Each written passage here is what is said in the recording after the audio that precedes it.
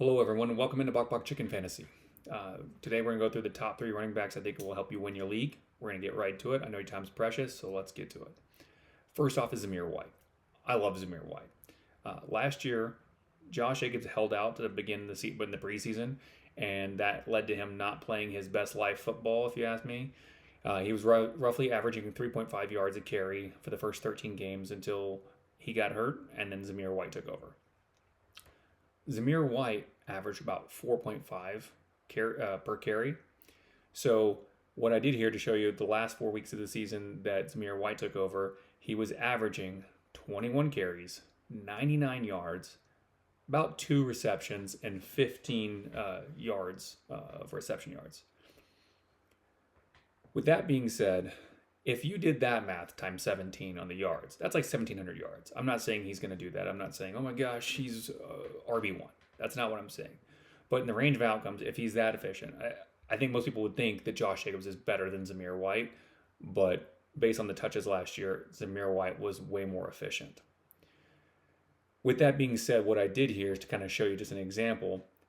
If you combine what Josh Jacobs did and what Zamir White did for just the last 4 games of the season, it's roughly 338 carries, 1,200 yards, 46 receptions, and 356 reception yards, and 7 total touchdowns. That would have been good enough to end as RB5 on the season. Josh Jacobs finished as the RB25, but that, again, he missed 4 games. So even if Josh Jacobs did what he, like, let's say Zamir White didn't take over, Josh Jacobs finished the whole season, and you did the 3.5 yards per carry, it would have been on roughly 1,100 yards. He still would have been a top 10 running back. I don't see any reason why that Zamir White can't do that same thing. He was in better shape, and this year he is jacked. In the offseason, he worked out a ton. So I think there's only even more efficiency coming from him. He is stronger. He is faster. So I think it's a no-brainer pick. He's going to land somewhere. Right now, he's the RB24. There's no way he's finishing RB. He's finishing at least top 15 in my personal opinion. So the value of where you can draft him right now, he has so much upside. Like, I would say his floor is where you can draft him right now. There's no way he's finishing lower than that unless he gets injured.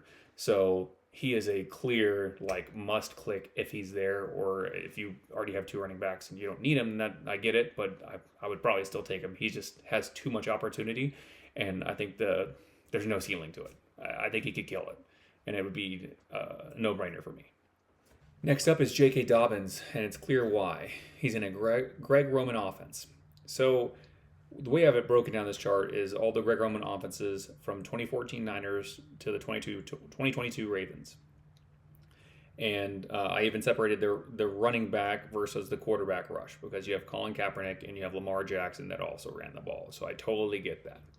So on average, 532 rush attempts overall. Quarterback be 164 rush attempts. Rushing attempts by running backs is 353 and roughly 5 yards per carry. On average, 1,660 running back. I didn't total in like the 1,000 yards that Lamar Jackson had or Kaepernick had for those seasons. So that's literally pulled out. I extrapolated that out of there. So roughly what that would amount to, if it's like a 45-45 split, and the reason why I say that, I went back and a lot of these teams had like a third running back, Hill would get roughly 10 to 15% of the share of running back touches. So I did a 45-45 split. It came out to about 147 fantasy points for the season for each of them, and about 32 for whoever, like Vidal. If Vidal wins the third person job, he's about 32. But there was also plenty of instances where in these offenses where he had one guy that was about 55%. So if Dobbins ends up being that guy, that's 179 fantasy points. Even at the 147, you roughly should be in the Tony Pollard area of drafts. Right now, he's already RB 46. And Gus Edwards is already right there in that area, right below that area. But they should both actually technically be in the same area as the Chase Brown, Zach Moss, Tony Pollard, Tajay Spears, that kind of area, Javonte Williams. But I could actually argue that it should be higher than that. And here's the reason why. I don't think Herbert is going to take on the Lamar Jackson role. So if on average in those in those offenses there was 164 rushing attempts by quarterbacks that season, I think that Herbert actually will have some more upside this year. I think he will get some rush attempts, some design run plays, but I think a lot of that, probably half of that, is going over to the running backs. And that means it's going to be that much better. So that would actually put them more up into the Zamir White, James Conner area, like round 7, maybe even to round 6, based on the math. So to get him as RB 46, and I think like the 12th round in best ball, something around there, he's an auto click. Like if you even have like 4 running backs that are pretty studly, and you're just like, hey, round 5 bye week looks good to me, he's a smash. I have him in so many different best ball teams. Last but not least, we have Nick Chubb. I know right now he's injured. He's on PUP, but they left it open. It's the kind of PUP that he could actually be back for week 1's game. So, and there's got to be a reason for that. Otherwise, if they just knew he was too far gone, they wouldn't have done that.